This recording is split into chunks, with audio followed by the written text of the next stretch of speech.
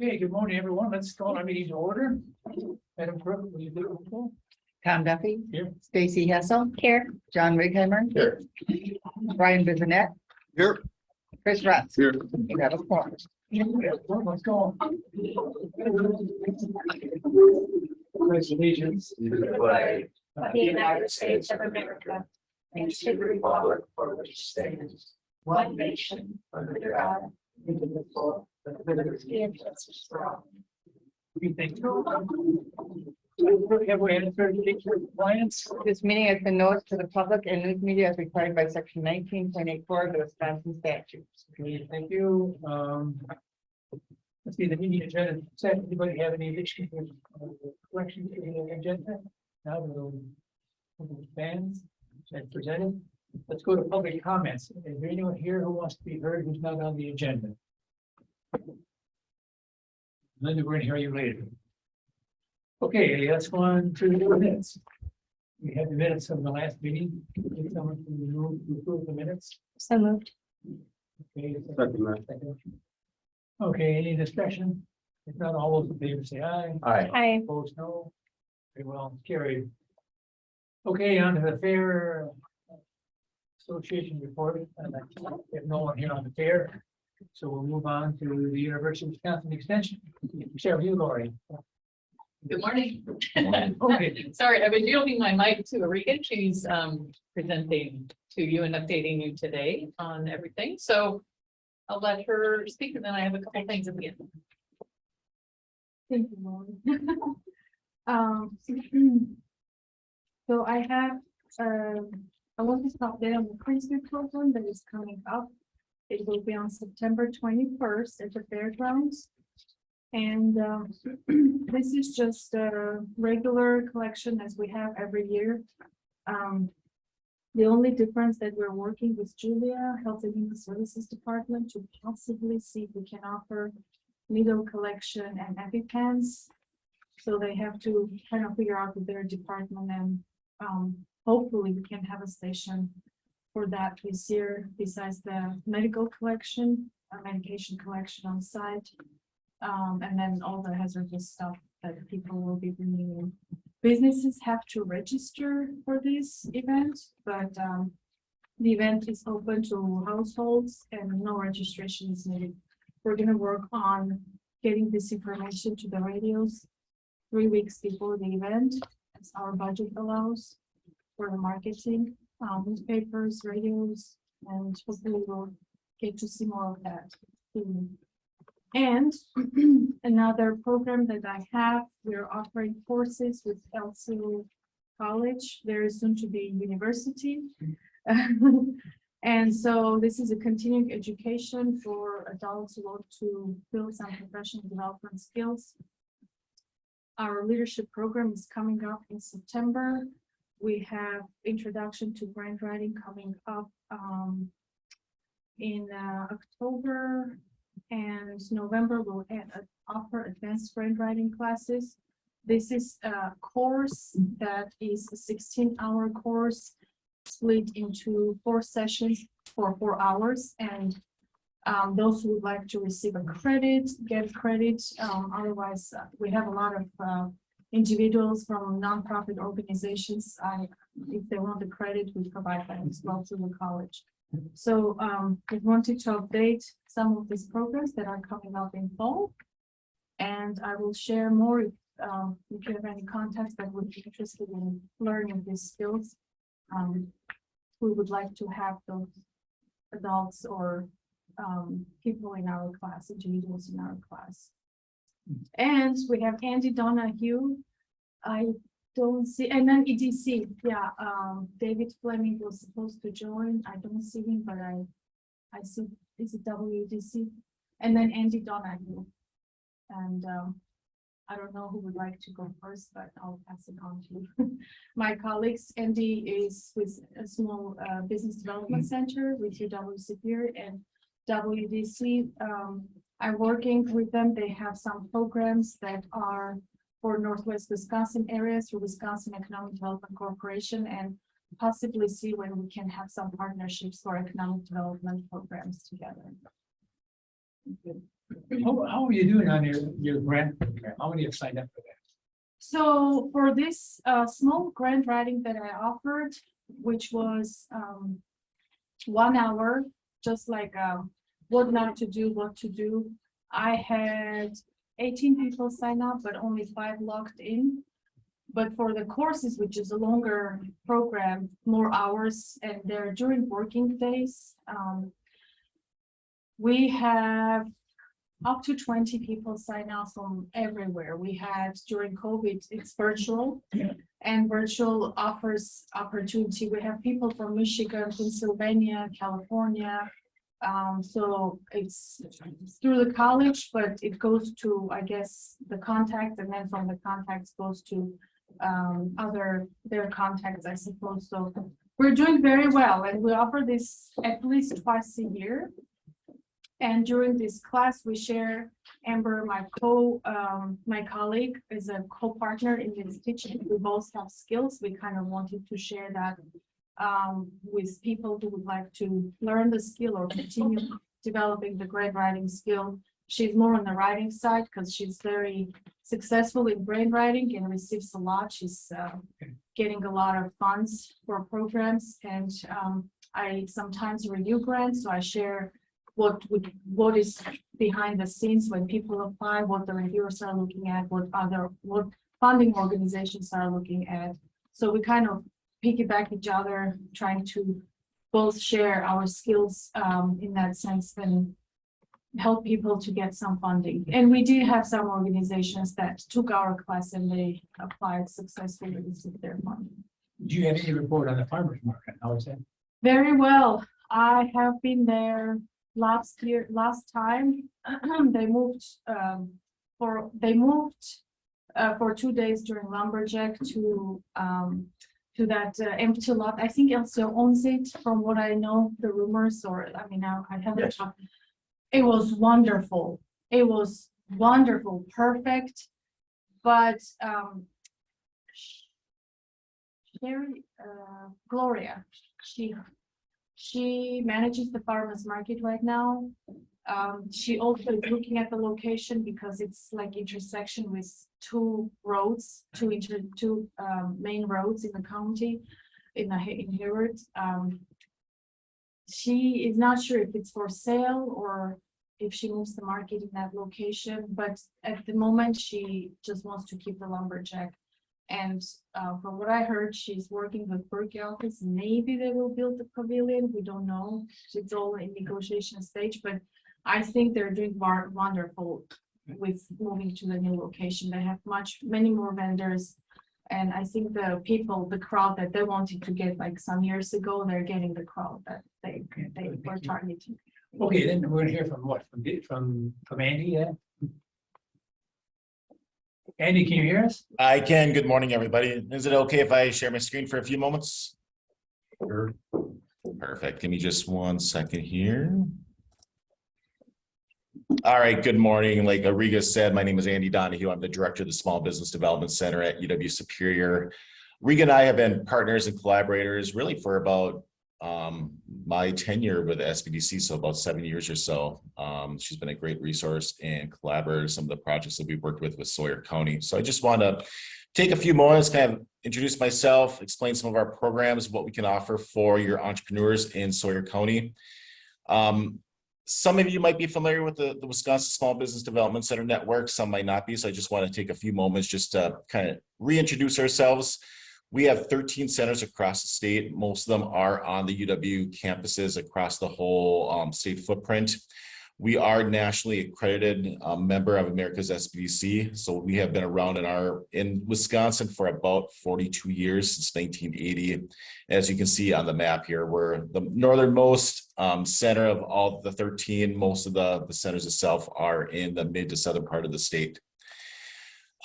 We are housed under the University of Wisconsin Systems Institute for Business and Entrepreneurship. So that includes 3 other program units itself. So the Center for Technology Commercialization, which helps with a lot of the technology-based entrepreneurs that are out there looking for some of those federal grants, National Science Foundation grants that are available through the SBIR program.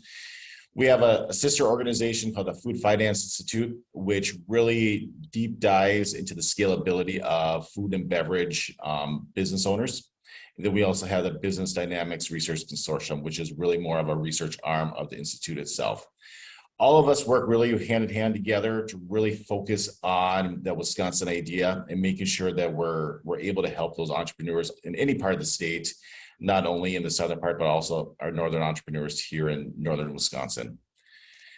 So a few things that our office really works on. We help with a variety of different stages of business. So it's not just those brand new entrepreneurs that are kicking the tires a little bit, might be starting something out of their home or their garage. We're working with them at any stage, from those pre-venture all the way up through the end of cycle through succession planning.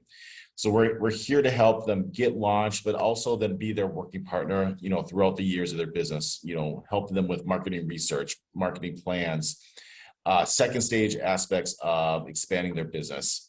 So really anywhere in that business life cycle, the SBDC can certainly help, from the financing aspect of it, growing the business through business planning, a little bit now on succession planning. We're seeing a lot more businesses itself, exit the business or look for a new partner to take over.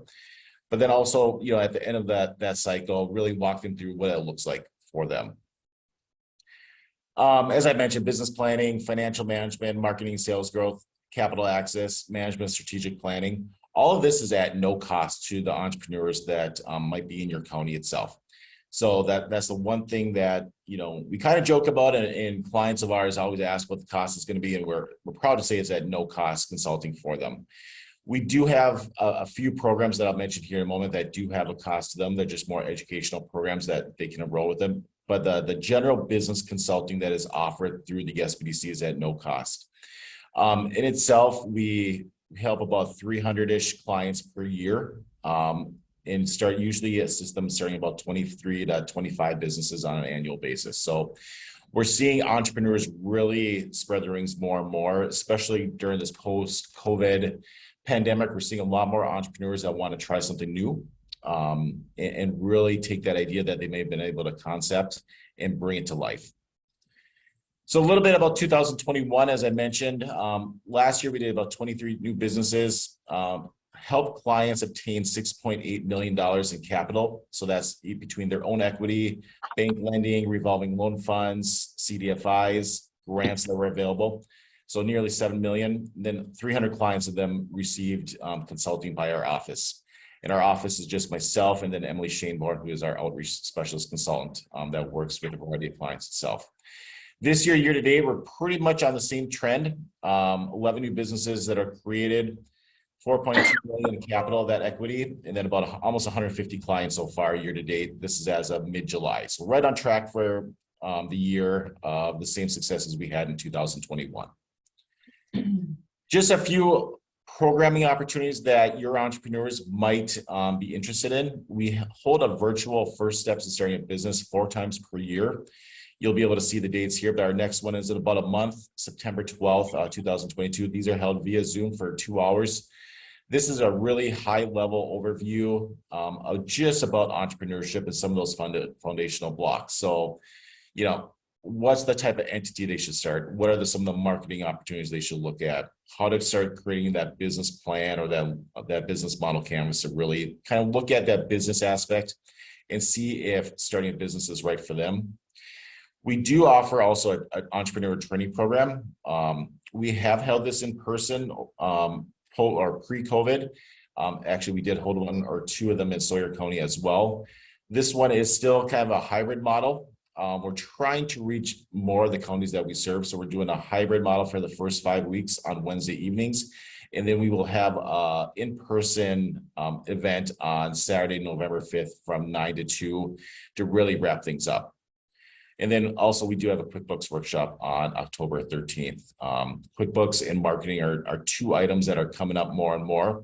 So we're proud to have this workshop that could be available for your entrepreneurs that might be interested in hearing more about that. So with that, this is my contact information. Honestly, the easiest way is probably to get a hold of me via email at the adonahue@uwsuper.edu, just because I do travel around the region quite often. Or you can certainly give me a call too at the 919-0190 number.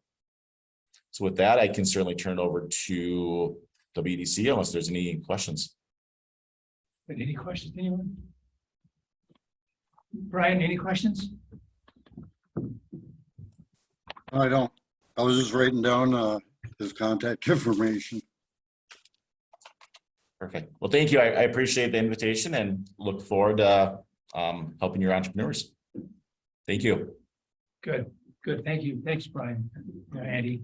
So is David online? David, Beth, are you? Yeah, good morning, everybody. Beth Haskovic. I'm the new director of the Office of Rural Prosperity for WDC. So David forwarded me this invite on Friday. I was out most of last week, but he did not share what you were interested in hearing about. So I'm happy to give an overview of the office. But somebody could just share a little context for me, and if there's a specific area of interest that you want me to focus on, I'd be happy to. Or is it a general overview of what we do good?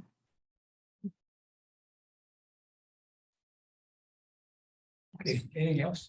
Beth, your voice is echoing for some reason. Oh, my sound is not working. Is it working now? Is it? I can try to leave and come back. I'm sorry. Rika, can you share what you wanted her to? So, Beth, would you mind sharing what is the Rural Prosperity Program is, and then what would some potential programming be for Sawyer County? Sure, happy to do so. Is my sound working okay? Can I just get a yes or a no on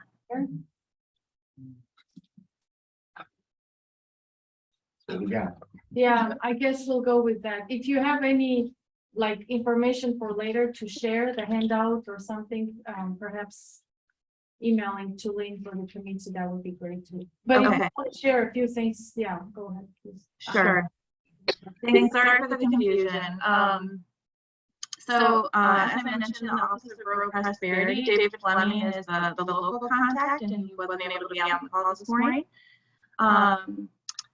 But we are focused, we're basically a resource sharing entity for WDC to help connect communities to both state and federal resources.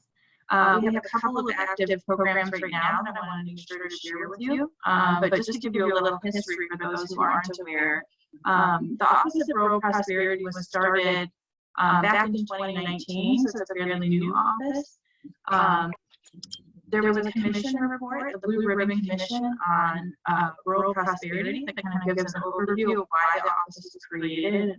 But unlike the rest of WDC, we really focus on issues beyond economic development that help shape economic prosperity in a region. So we're really a convener and a connector to try to address systems level gaps, as well as connect those to resources. So we do have a website, ruralwisconsin.com, and that is a great resource for searching for different grant opportunities, and also for us to highlight what's working well in rural communities throughout Wisconsin. So if you have a success story that you'd like to share with us, we'd be happy to highlight that on our website and in our email in our newsletter.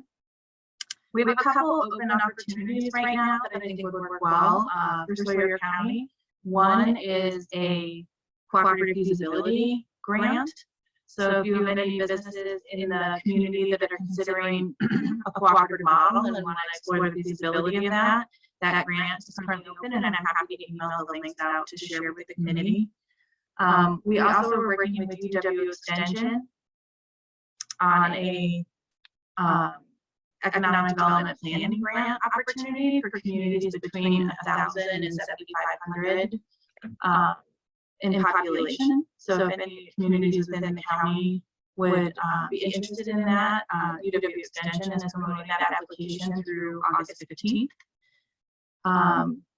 We are working with Sheldon Johnson, who I saw was on the call, and UW Superior and Stevens Point, hopefully, on connecting graduate students to communities to access infrastructure funding through the Build Back Better program as well. So we'll be connecting communities with students who can support some federal grant writing opportunities, and we'll also connect them with mentors as well to help support that program. So those are just a few open opportunities we have right now with the Office of Rural Prosperity. But again, our goal is really to understand what each community needs and would be helpful in their economic prosperity plans and helping to connect those to those resources. So happy to meet you all virtually. Hope to get up to Hayward soon.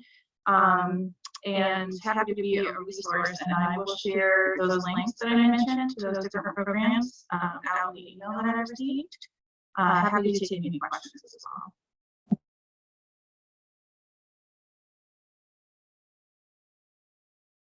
Okay, anybody have any questions? Okay, thank you. Anybody else know that you want to present? David's not on. David Does he want to make? yeah, he couldn't, but Bass is the director of the program. David, can you hear us? No, he's not on. Not on. No, Okay. you're on number 10. Okay, so thank you. We'll move on then to Hayward Lakes Visitor Convention Bureau.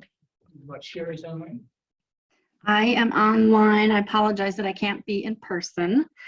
So I did attach my August report, and I just wanted to talk kind of a little bit about how last year looked. The Department of Tourism usually kicks off all of our information in May, but this last year we didn't get it until June. So that's why we're reporting it a little bit later.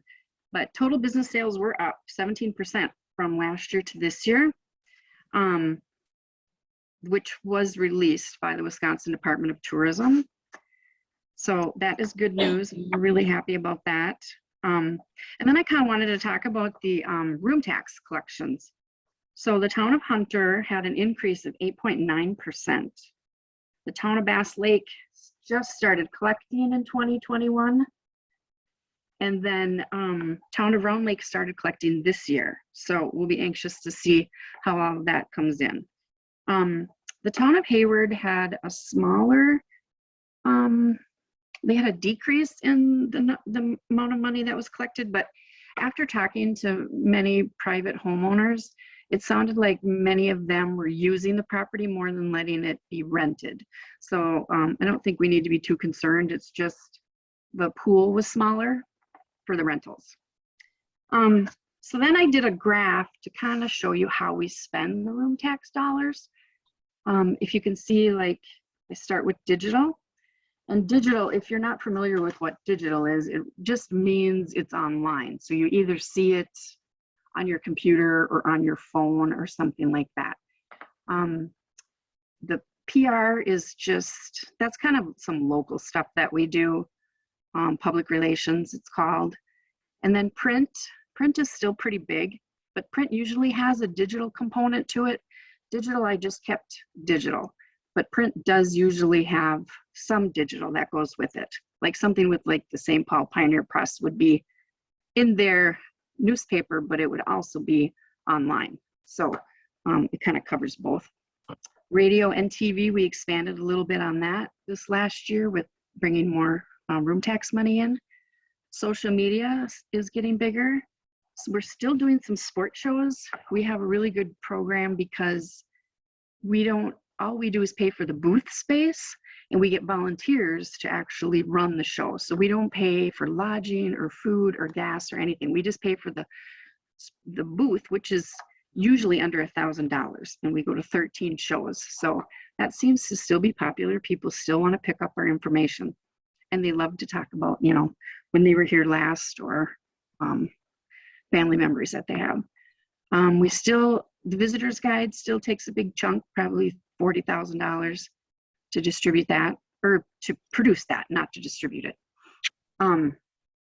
We've been doing a lot of video, which can kind of lump into social media, and then website, we keep, you know, keeping that fresh every year. And then we do a little bit with billboards, but it's the electronic billboards that you see, like down in Madison and Milwaukee, where we can change it quarterly.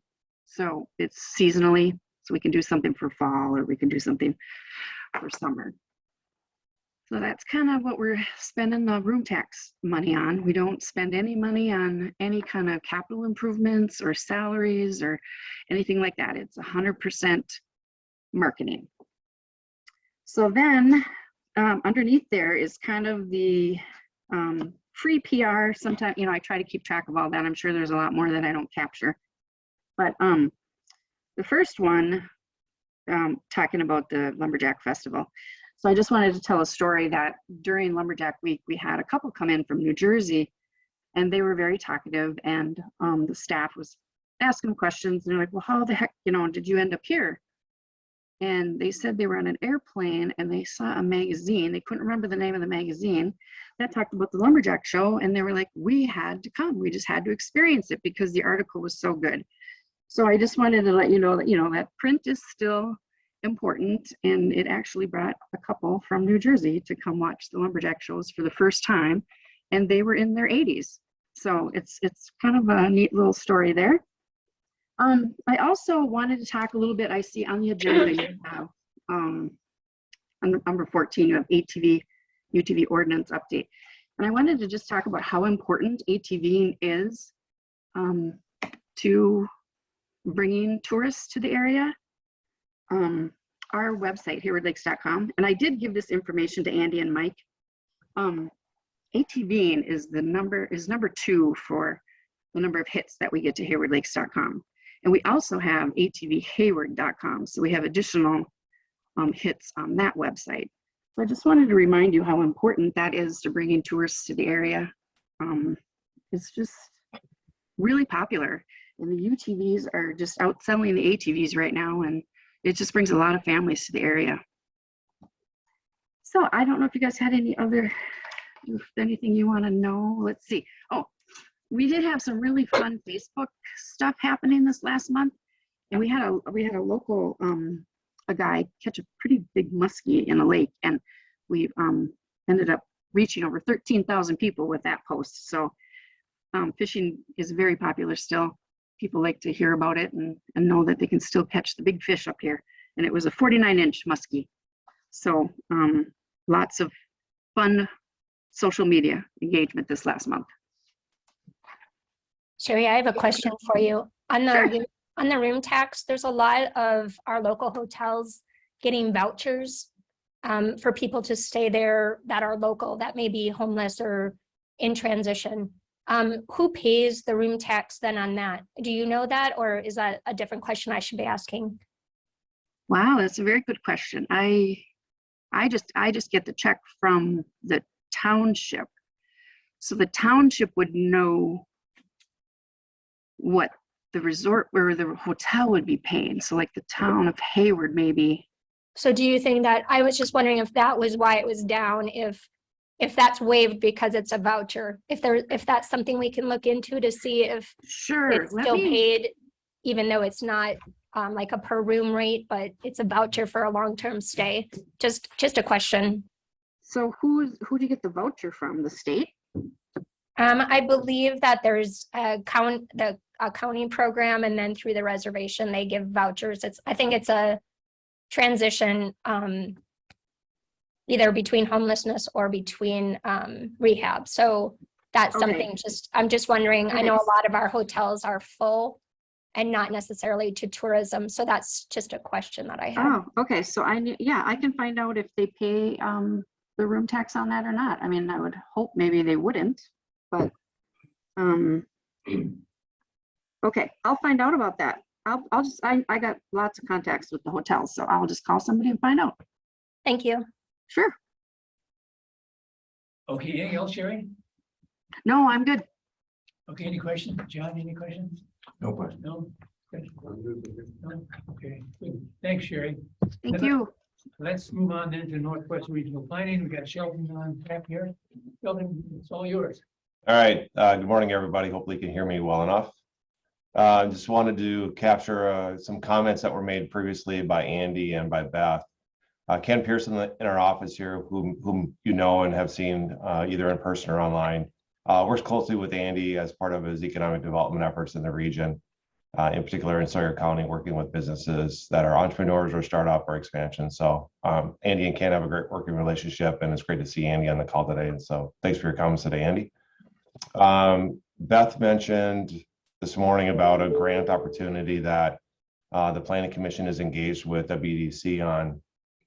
Just to expand on that just a little bit more, that's an opportunity where we are working with WEDC in partnership to provide college students, as you mentioned, an opportunity to provide assistance to rural small communities that are seeking funding opportunities through the Build Back Better program grants that are coming online from the feds. That is a program that just started under contract here about 30 days ago. It will run through June of 2023. Essentially, we're looking at trying to provide assistance to 6 to 8 small rural communities across the state. So this is more statewide than it is just for Northwest perspective. In that component, there's a subgroup that's been identified through WEDC, Department of Revenue, Towns Association, Counties Association, Municipal League, and some others that will be identifying those communities that will be receiving that assistance from the college students. On our part at the Planning Commission, we're helping guide that process and be the in-between as it relates to providing financing assistance to the colleges, particularly the students, in assisting them and helping them write those grants. So the Regional Planning Commission here, myself, and other regional planning commissions across the state will be partnering to help small communities provide access and funding opportunities through the federal grant programs. Just wanted to also mention that we recently brought on a new staff member. That staff member is right now primarily helping out in our planning department, but she's got a strong lake planning and management background, and we'll be transitioning her over time over the next year into providing hopefully full-time lake management and planning assistance to lake associations throughout the region.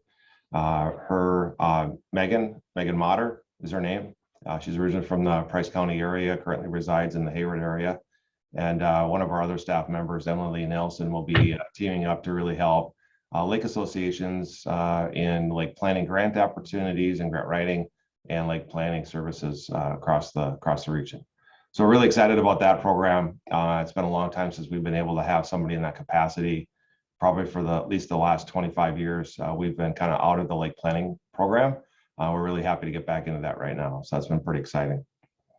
Just to recapture on a couple of things. 2 weeks ago, I had the opportunity to represent the Planning Commission along with a lot of other economic development organizations across the state. We met with LCO Tribal Council members that were present and staff. It was a LCO EDA, Economic Development Authority, training session, if you will, just kind of learning more about what economic development programs are out there. So I was able to sit down on that and participate and give some overview on economic development opportunities. And then just recently, last week, we were contacted by Round Lake. They're looking at doing a outdoor recreation plan update. So we were provided some minor technical assistance to them to try to help them move forward on a project. Whether or not we'll be engaged with them or not is to be determined, but at least we provided them the Sawyer County outdoor recreation plan and just some state guidance as it relates to what the content of those plans should encompass. Riga mentioned the HHW program already. So that's going to be up and running here come latter part of September, and continue to work with Riga on any capacity she needs for that. Our fiscal staff submitted our 2023 budget request to Lynn last month, in the month of July. So that's been requested. I guess as it relates to any other information that this committee would need as it relates to budget requests, obviously myself and I'm sure all the others on the line that are in that request item, just whatever guidance you have for us or you need from us, continue just to let us know. And I think that pretty much covers it. Ken Pearson's on vacation this week, so he's not going to join us, but that's all I have today. Thank you. Good, thanks, Sheldon. Anybody have any questions? Okay, let's move on then to the Economic Development Corporation. See, we've got a written report, but no one's here. Our meeting got canceled last night. It got canceled. the meeting got canceled last Yeah, month, so okay, I can't share anything besides the report. okay, good. Well, we'll tune into next month. Up to date. Okay, let's go on then to, the library update. Holly, you're on first. Thank you. Well, there's a lot going on right now, but to save you time, I just wanted to point out a few things. Holly and Brian Duffy of Northwood Stove and Fireplace actually donated an entire new electric fireplace in the adult room. It's beautiful. And I was very surprised and very grateful. So that'll save some money off the budget for this year. And we're gonna get a plaque with their names on it in appreciation. And we had a pretty good program featuring Christine Oshu, and she's kind of been everywhere this summer up here. She lives part-time in Hayward and part-time on the East Coast, but she had just written a book, Campfire Confessions, which includes Hayward in the story. I have not had a chance to read it because it's been out.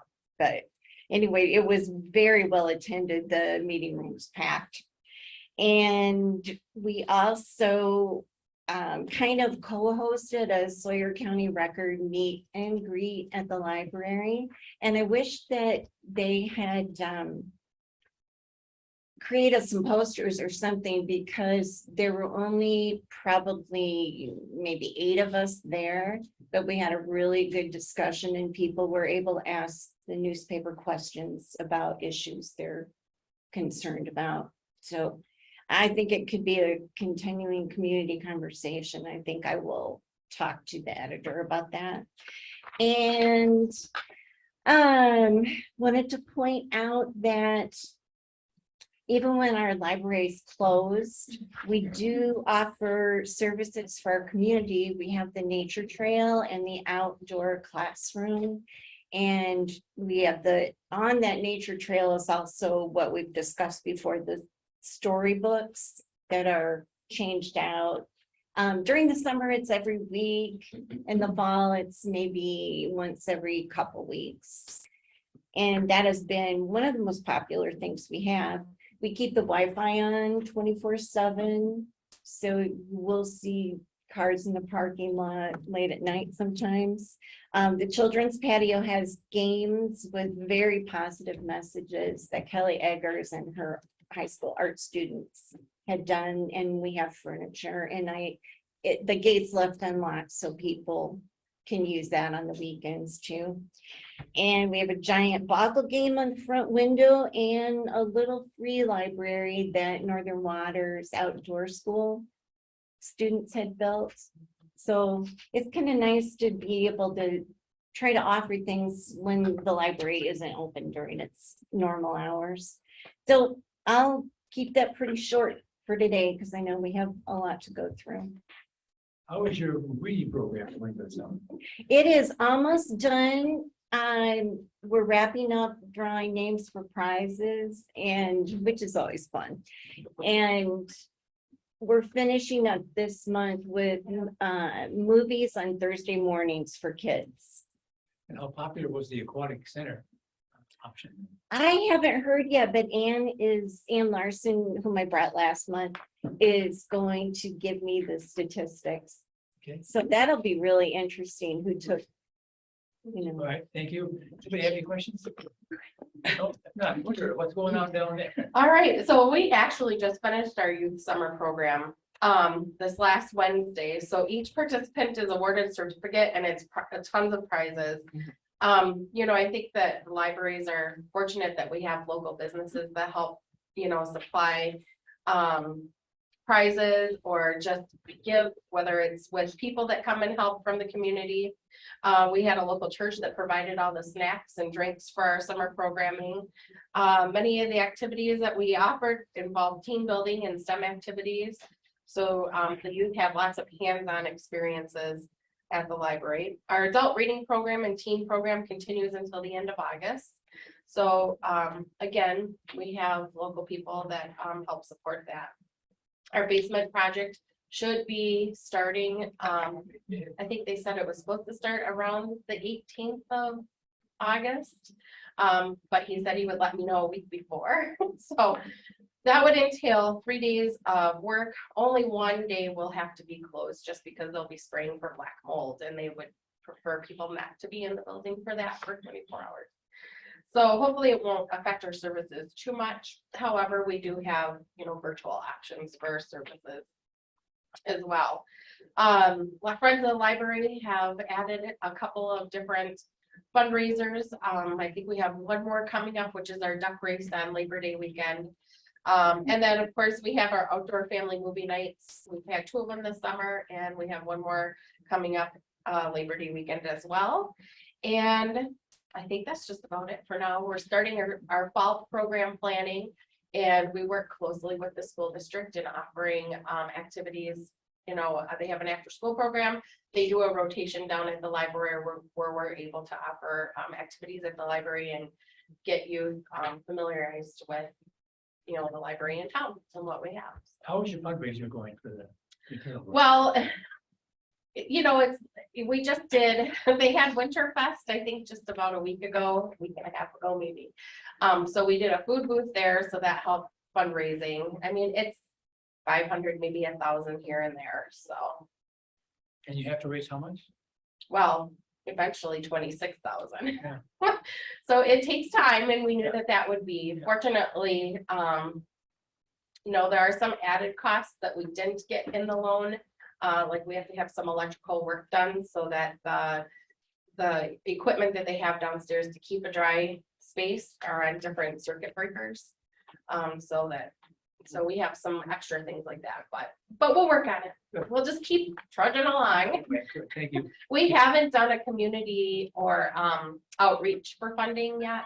We kind of wanted to wait till we got closer to the project date, so that'll be coming along. Okay, thank you. Any questions? Anybody on the board? Ryan, any questions?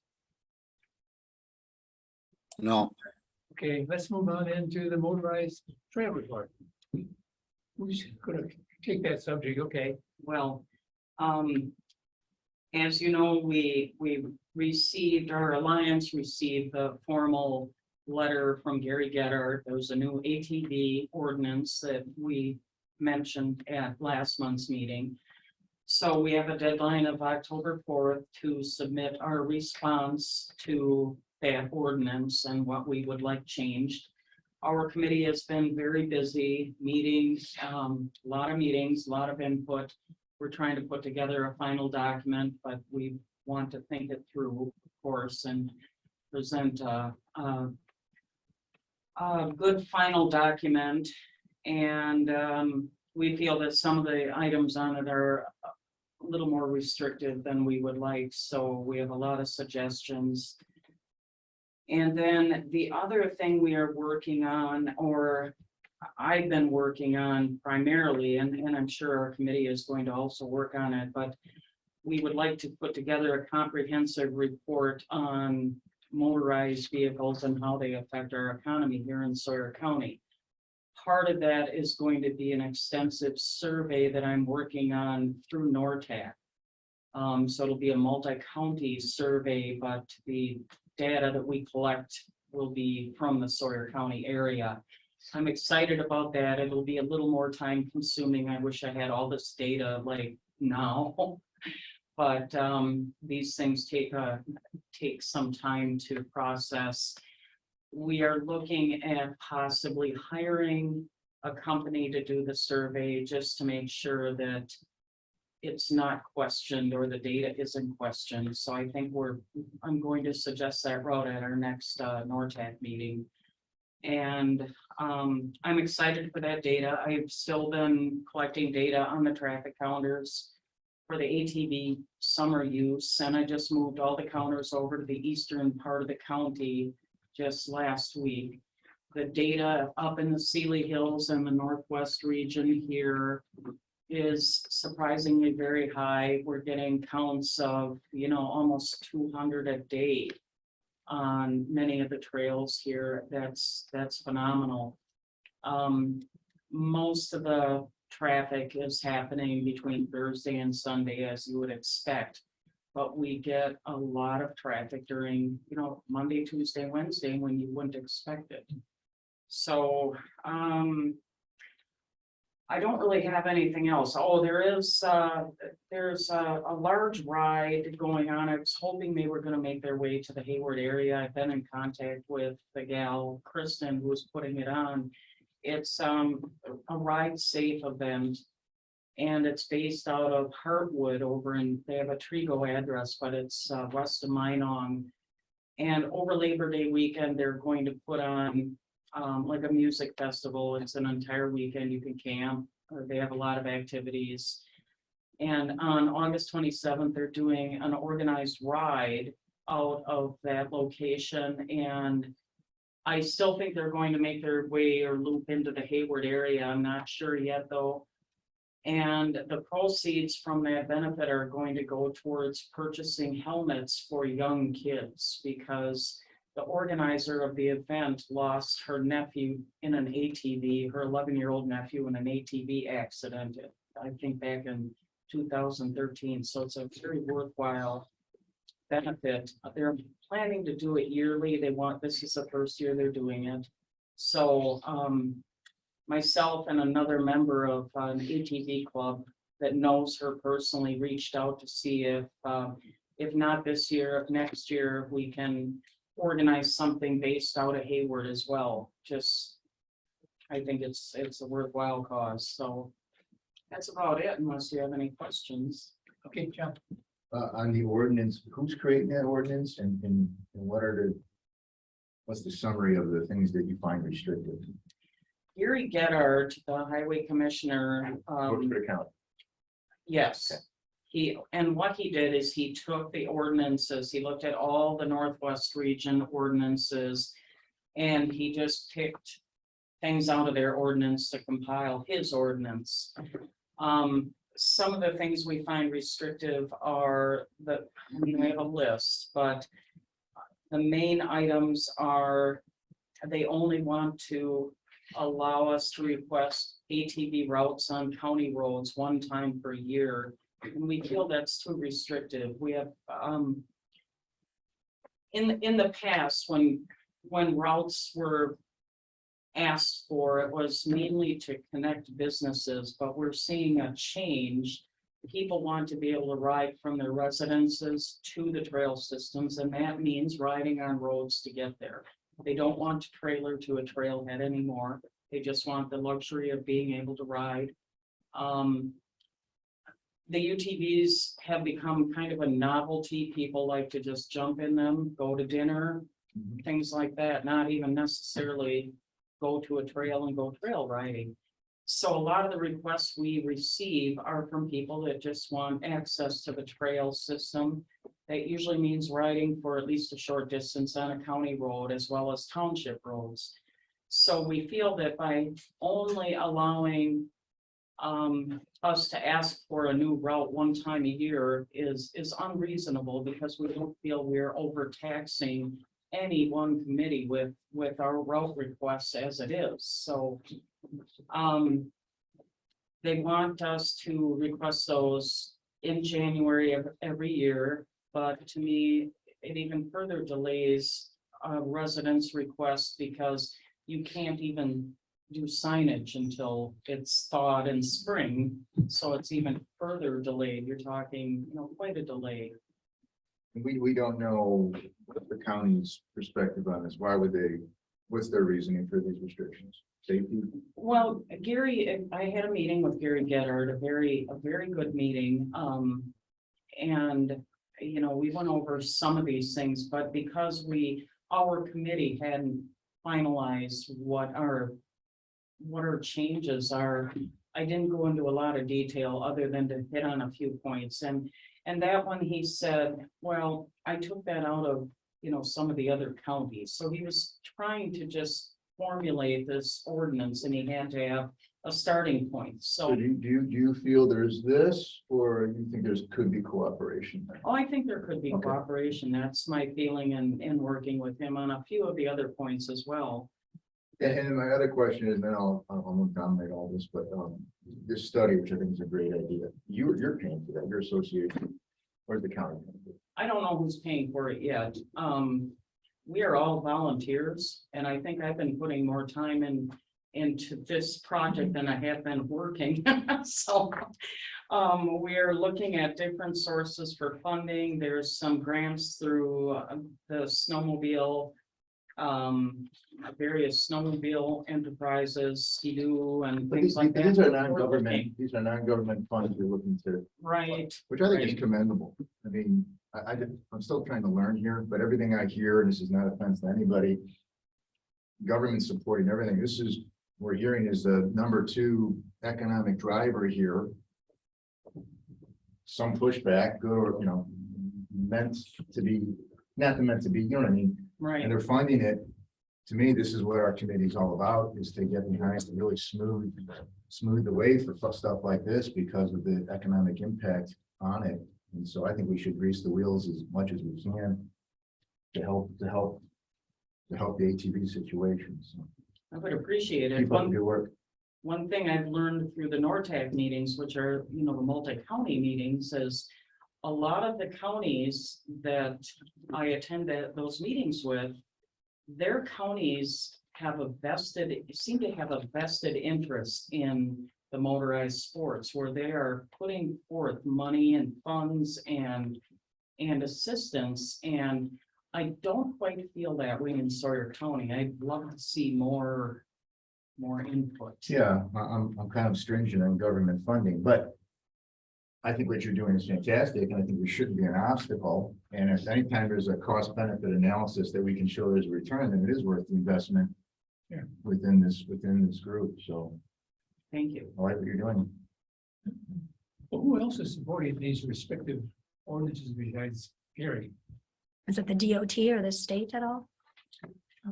Well, I mean, Gary drafted up a ordinance. We didn't have an ordinance before this. The county had been approving opening up county roads and then relying on the local township ordinances to incorporate that. So it's gotten to the point where we felt we needed an ordinance like other counties do. So he drafted something up as a starting point. I don't think anything in there is definitely not etched in stone. I mean, it's a starting He's speaking point. only for the township of Hayward. No, No, he as put a it, commission. he put it together for the county as a draft. Okay. And then we've sent the draft out to the Trail Alliance and all the townships. Okay, And now we've got a pretty long comment period or feedback. So yeah, I think October, October it's not 4th. gonna come back to the public works committee until October's meeting. so what committee on the county board is going to be hearing this? The public works, And And what's then their it- position? They had, they looked at Gary's draft. I mean, they didn't agree with it, but they thought it was in a spot where it could be sent out to get the townships and the Trail Alliance feedback. and LCO, correct? And LCO, sorry. And I'll just tell you, early returns on the comments. I mean, the county to the other groups is not this, but you're already seeing where there's gonna be some differences of opinion between townships and townships and maybe the Trail Alliance. So we'll have to. What's Yeah, the- get that. What's the LCO's position on that? you know? I have- Oh, so far they still want to close it and just put the one corridor across. Yeah. And then open trails, I believe, to businesses that are around, Okay. give access to all businesses. Okay. Okay, good. So, but we want the feedback that we're gonna get from the Trail Alliance. Another thing I just want to add on to for Kathy, you got appointed to NORTAC now, or you got one of the at-large seats. Yes. So NORTAC is a multi-county. Don is still the county's official Don appointee. and Jason Weaver. Don and Jason are the official appointees. Now Kathy received an at-large appointment to that. Yeah. So that's, NORTAC is something that the county belongs to. Well, we'll keep following it, see what happens. I would think that comprehensive plan is gonna be invaluable, because we heard it from the Wisconsin Economic Development. We continually Yes. heard it. When I talk to people, when I hear about it, it's always like it's positive, but there's not like this. We need that data. We needed it like yesterday. So we're working on it. Is that something Hayward Lakes can help you with also? I had a meeting with Hayward Lakes and the chamber about that very subject to just get some input on, part of one component will be the survey. And so I felt their input was very valuable and they gave me a lot of good advice that I'll take back to NORTAC. The other members in NORTAC are also meeting with their various chambers and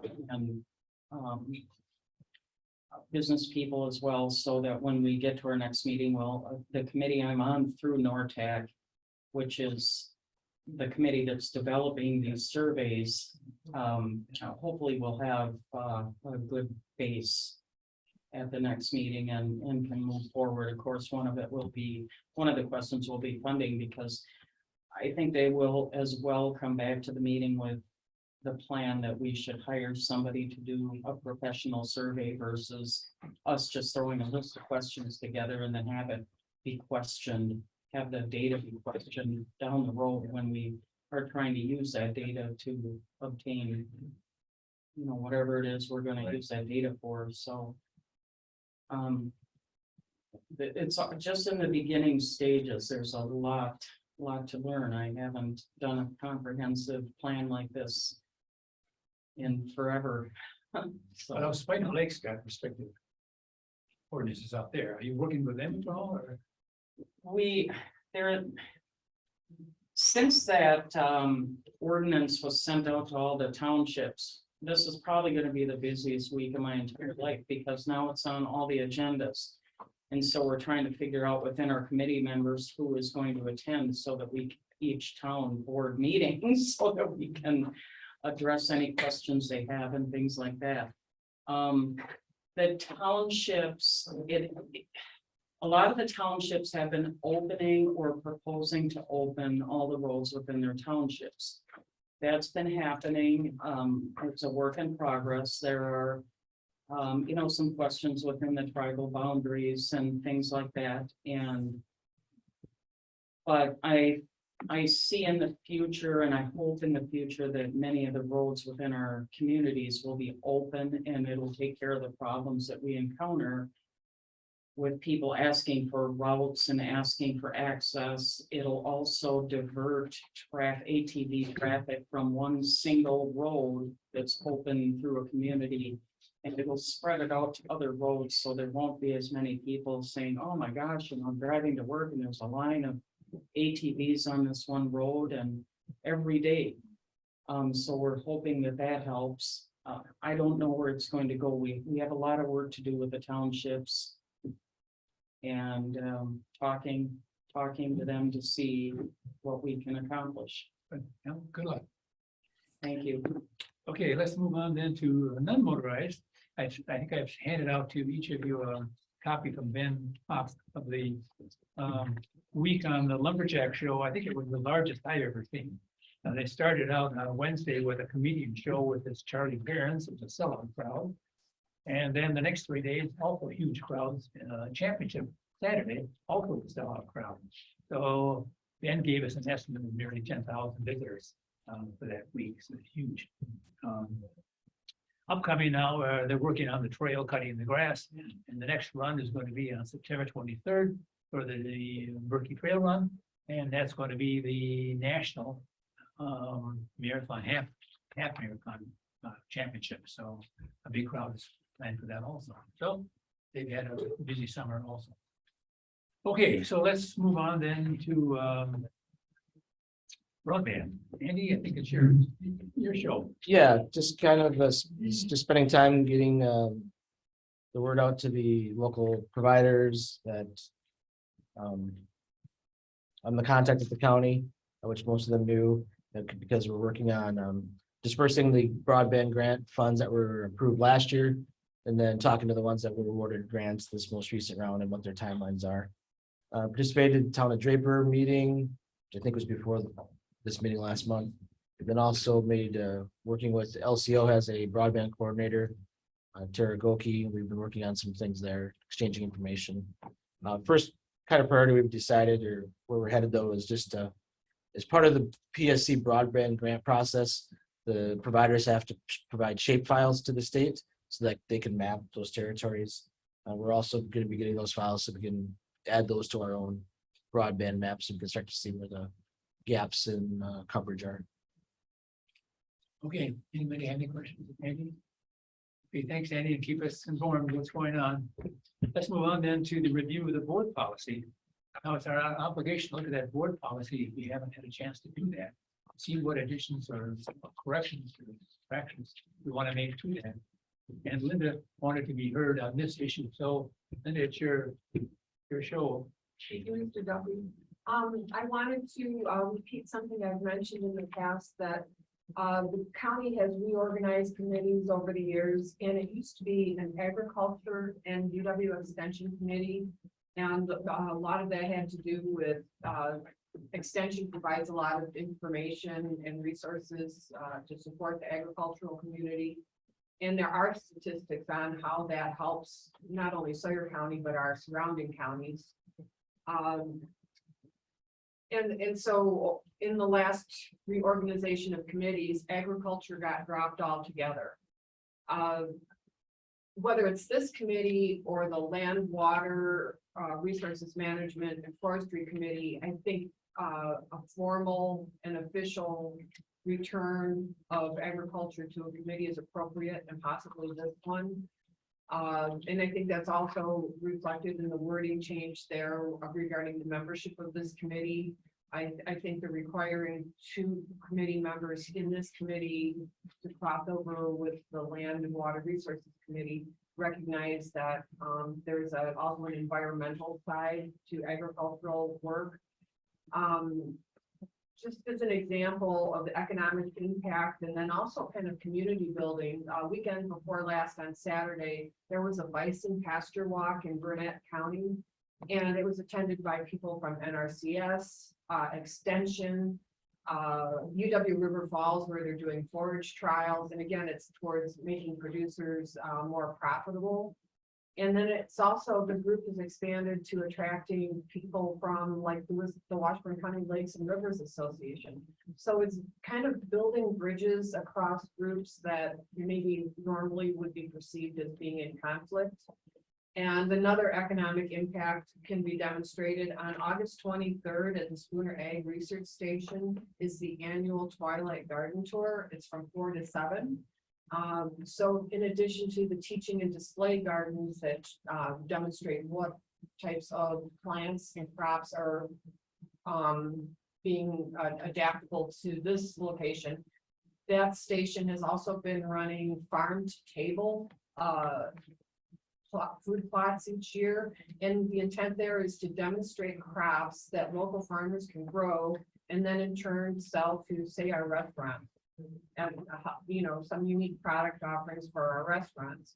So it's really popular in Dane County. It hasn't received a lot of press here, but again, it's like there's economic impact. Restaurants obviously support tourism, and so I think there is a place possibly in this committee to return agriculture as a priority. Thank you. Okay, thanks. Andy, how are the other committees doing on reviewing that, the board policy? Are they? Most of them are bringing, we had it on the agenda last month. They looked at it. Then they're supposed to bring back any changes to theirs to this month's meeting. So have you all had a chance to, first of all, to look at it? Any corrections? Yeah. May I address, Donna just pointed out to me that can the public libraries in Sawyer County be added as reporting relationships? Okay. That'd be great. I know this is the first year for it. So. And then the other thing, in attending a lot of committees, in overhearing conversations, is there also some streamlining possible? So for instance, tourism reports to this committee, but should motorized and non-motorized trails maybe continue to report to the Land, Water, Forest Committee and Public Works? there may be some overlap, we should look at that, but Because we'll leave it on the agenda for next month. If you get a chance, look at it, back with suggestions. Okay, Used to leave it on the agenda. the Historical Society, I talked to Donnie, she just, said, you know what, we're aware that you're up there, and if we need you, we'll come, and they didn't really want to come. I know I've been a broken record with Karen and Donna about this, but I am calling the president for another issue this week, so I'll give it one last shot there. Okay, So they don't need funds. They don't want to be put on the budget. Good for them. apparently not. They've been told to come. They apparently have got enough money right now. Because they reached out to me when I first got on the board a year and a half Who ago, reached out to you? Donna, and said, Donna and KC, and said that they were dropped from our budget and wondered why. And I said, well, come to the meetings and then we can address that. And that's, That's what, yeah. so it's unfortunate because I do think that they do need the funds. They need to update their programs. They're just run on a volunteer basis. So I don't know how to, I don't know if there's much leadership down there. And, well, Guy Houston just got on there, so maybe yeah, that might that'll help, change. but you Do don't- they submit a request or do we send them a request, Andy, for funds? No, okay, Other than invite them to come, there's can't much more we can do. right. you know? No, I agree. I think it's unfortunate if they're Yeah. missing an opportunity. Okay, let's go on to future items. John, you wanted something put on the agenda. Didn't, That was for a referendum advisory? Yeah. That was for the actual County, county board. Yeah. Talk about it, I don't know if it's applicable. you got a co-sponsor for that, didn't you? I'm sorry, Did yes, you get a co-sponsor? Thank you, Tom and Ryan Kinsley. yeah, that's good. Okay, anything else you want to bring on the, talk about tonight, today? No, thanks for coming. Have a good week. Have a good day. Enjoy the pool. Andy, I have a question. Tom, Tom, you're running the hurricane trip? Oh, somebody's sorry, this is Sherry. This is Sherry. Can I add something? Sure. So I did follow up with Holiday Inn and Express, and they do not collect room tax on vouchers. They are tax exempt. Just to let you know that. Okay. Pardon me? Good. Thank you. Yeah, that's some hotels. Because How much, no,